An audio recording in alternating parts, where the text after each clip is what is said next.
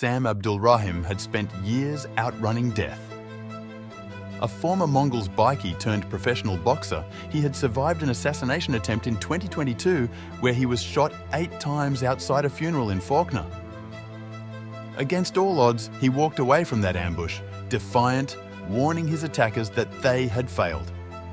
But in Melbourne's underworld, unfinished business never stays that way for long.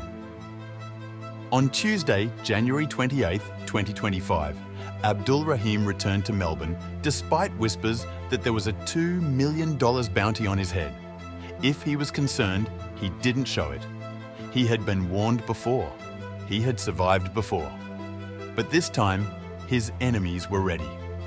That morning, at around 10:30 a.m, Abdulrahim was in the underground car park of the Quest Hotel on High Street, Preston. His girlfriend was with him, but she wouldn't be the target. The gunman knew where to find him. Whether they had been watching him or were tipped off remains unclear, but they didn't miss their chance.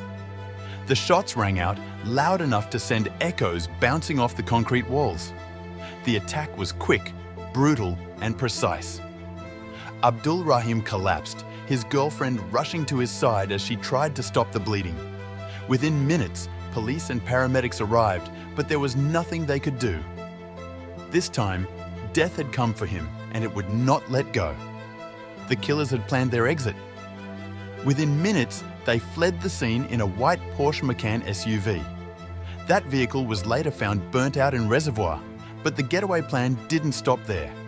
A second vehicle, a grey Ford Ranger with a bullhorn sticker, was discovered torched in West Meadows. The message was clear. This was a professional hit, and the killers had no intention of leaving behind easy clues. For years, Abdulrahim had been a marked man.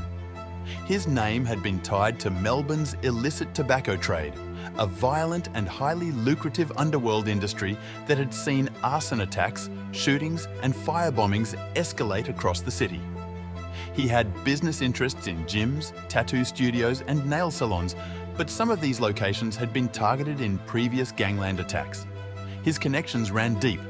The police had linked him to the 2016 murder of drug trafficker Kadir Oz, and despite his efforts to rebrand himself as a businessman, his past never let him go.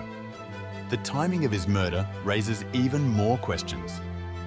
He had only been back in Melbourne for 1 day before he was killed. The fact that his location was known so quickly suggests that someone was waiting for him, or worse, that someone close to him had set him up. His death has sent ripples through both the criminal world and beyond. His ex-girlfriend, married at first sight star Jessica Power, publicly expressed her devastation, describing him as a family-oriented man despite his underworld ties. His funeral at the Alawi Islamic Association Mosque drew a crowd of mourners, with his body later laid to rest at Northern Memorial Park. But in the world he came from, burials are rarely the end of the story. They're just the start of the next chapter. The Homicide Squad is now working to track down the killers by analysing CCTV and dashcam footage. They are investigating the $2 million contract and who was behind it. Authorities are also preparing for the possibility of retaliation, as gangland figures close to Abdulrahim might seek revenge. For now, Melbourne's underworld is watching and waiting.